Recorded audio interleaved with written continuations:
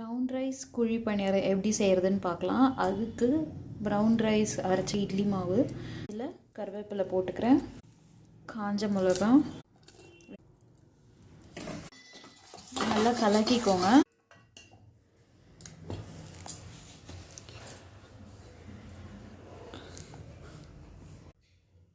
இப்போ குழி பணியார சட்டியில் கொஞ்சமாக எண்ணெய் ஊற்றி